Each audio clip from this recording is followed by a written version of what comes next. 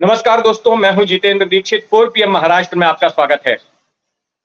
अंग्रेजी लेखक George Bernard Shaw ने एक बार कहा था कि विज्ञान एक समस्या का समाधान करता है तो दूसरी 10 समस्याएं पैदा कर देता है। उनकी कही ये बात इन दिनों महाराष्ट्र की राजनीति पर भी लागू हो रही है। महाराष्ट्र की शिंदे सरकार ने एक समस्या के समाधान का कोई तरीका निकाला तो उसके सामने एक दूसरी समस्या उठ खड़ी हुई। मैं बात कर रहा हूं मराठा आरक्षण की, जो इस वक्त शिंदे सरकार के सामने सबसे बड़ी चुनौती बनी हुई है। मराठाओं के उग्र आंदोलन को देखते हुए शिंदे सरकार ने ऐलान किया था कि मराठाओं को ओबीसी के तहत आरक्षण दिया जाएगा, ओबीसी कैटेगरी में आरक्षण दिया जाएगा और तमाम जो मराठा हैं उनको कुणबी मानकर, कुणबी सर्टिफिकेट इश्यू करके ओबीसी कैटेगरी में उनको आरक्षण मिल जाएगा शिक्षा और नौकरियों में। लेकिन उनके इस ऐलान के बाद ओबीसी समुदाय भड़क गया है और ना केवल जो ओबीसी के संगठन हैं, गैर राजनीतिक संगठन हैं, ओबीसी के जो नेता हैं, वो तो इसका विरोध कर ही रहे हैं, लेकिन खुद शिंदे सरकार में इस मुद्दे को लेकर तलवारें तन गई हैं। शिंदे सरकार, जैसा कि हम जानते हैं, 3 अलग-अलग पार्टियों से मिलकर चल रही है सरकार। बीजेपी सबसे बड़ी पार्टी है, फिर शिंदे हैं शिवसेना से और अजीत पवार वाली एनसीपी है।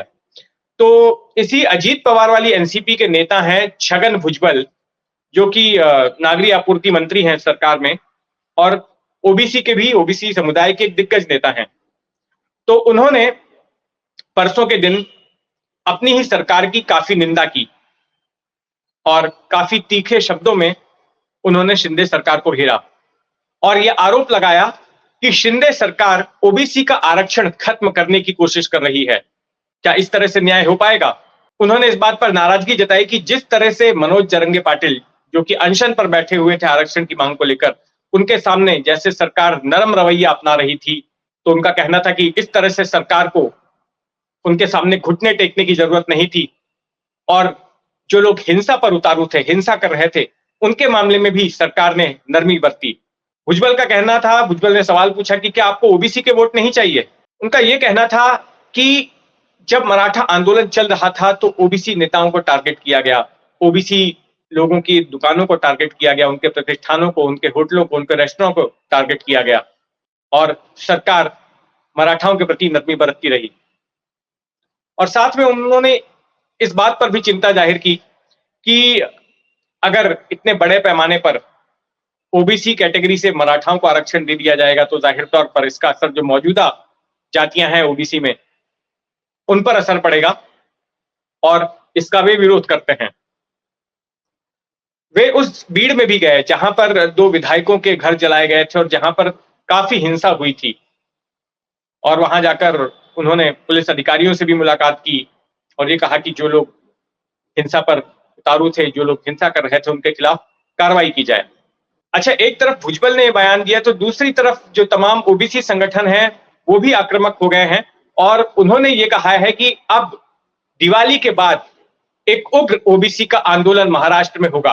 एक मोर्चा निकाला जाएगा 17 नवंबर को जालना में। जी हां, उसी जालना में जहां पर पहले भी दंगा हो चुका है, जहां पर जालना में मनोज जरंगे पाटिल अनशन पर बैठे थे दोनों बार, तो उसी जालना जिले में ये ओबीसी समुदाय का मोर्चा निकलेगा। इसके बाद 2 और भी मोर्चे निकलेंगे। 26 नवंबर को हिंगोली में एक मोर्चा निकलेगा और उसके बाद यवतमाल में भी एक मोर्चा निकाला जाएगा।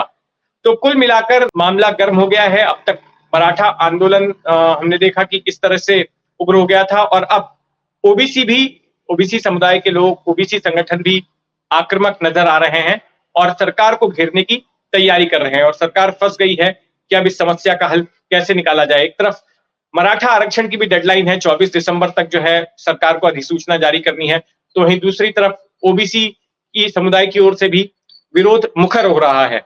दूसरी तरफ सरकार के ही एक दूसरे मंत्री शंभूराजे देसाई, जो कि आबकारी मंत्री हैं सरकार में और शिवसेना से आते हैं, उन्होंने भुजबल के बयान पर आपत्ति जताई और भुजबल की निंदा करते हुए कहा कि भुजबल को इस तरह के बयान देकर पब्लिसिटी हासिल करने की आदत पड़ गई है और इसीलिए भुजबल इस तरह से बयान दे रहे हैं और जातियों को आपस में लड़ा रहे हैं। भुजबल को ऐसा नहीं कहना चाहिए था कि सरकार ओबीसी का आरक्षण खत्म करने की साजिश रच रही है।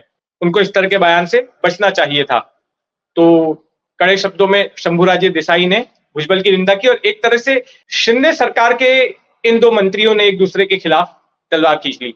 तो वहीं दूसरी तरफ जो विपक्षी पार्टियां हैं, कांग्रेस है, उद्धव ठाकरे की शिवसेना है और शरद पवार की एनसीपी है, वो भी इस मुद्दे पर नजर बनाए हुए और उन्होंने भी सरकार को घेरते हुए कहा कि सरकार जो है इस तरह से जातियों को आपस में लड़ाने की कोशिश कर रही है।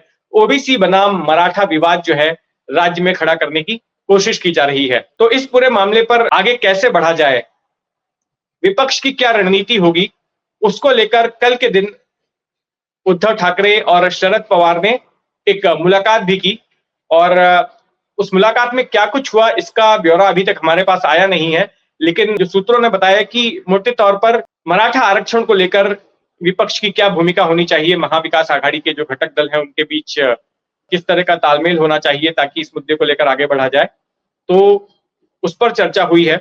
वैसे मराठा आंदोलनकारियों की अगर बात करें तो हाल ही में जो सर्वदलीय बैठक हुई थी, तो उसमें सभी दलों ने मराठा आंदोलनकारियों से ये मांग की थी कि हिंसा नहीं होनी चाहिए और मनोज जरंगे पाटिल से ये गुजारिश की थी कि सरकार को थोड़ा समय दिया जाना चाहिए और तब तक सरकार कोई फैसला ले सकती है। तो इसके बाद मनोज जरंगे पाटिल ने विपक्षी पार्टियों को भी घेरा था और ये कहा था कि ये सभी मिले हुए हैं, हमारे साथ में कोई नहीं है। और जब हिंसा भी हो रही थी तो उस दौरान विपक्ष के नेताओं को भी घेरा गया, उनके दफ्तरों पर भी पथराव हुआ, उनके कॉन्वॉयज पर भी पथराव हुआ। तो ये सारा कुछ भी हो रहा था। लेकिन ऐसे में अब विपक्ष ये कोशिश कर रहा है ये दिखाने की कि वो मराठाओं के साथ है, लेकिन इसके साथ-साथ विपक्ष ये भी बैलेंस बनाने की कोशिश करेगा कि वो ओबीसी के खिलाफ नहीं है।